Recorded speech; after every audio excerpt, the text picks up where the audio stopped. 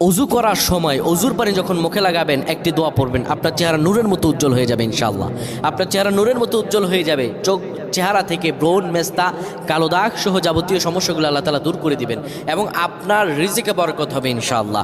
আপনার দোয়াগুলো কবুল হয়ে যাবে। অনেকের চেহারা সুন্দর কিন্তু তাকাতে ইচ্ছে করে না, মনে হয় চেহারায় নুন নাই, কিন্তু অনেকের চেহারাই কালো কিন্তু দেখতেও ভালো লাগে। যেমন এই যে বেলাল হাবশি, চেহারা দিকে তাকালেই শান্তির সুবাতাস বয়ে আসতো। সাহাবীরা যার চেহারা দেখে অনেক প্রশংসিত করিয়েছিল এবং যার কলব স্বচ্ছ ছিল।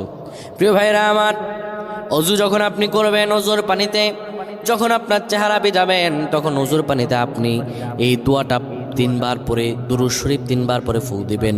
দোয়াটি হলো আল্লাহু নূরুস সামাওয়াতি ওয়াল আরদ, আল্লাহু নূরুস সামাওয়াতি ওয়াল আরদ। পানিগুলো নিয়ে সেই পানির মধ্যে আপনি ফু দিয়ে চেহারার মধ্যে লাগাবেন। আমার আল্লাহ রাব্বুল আলামিন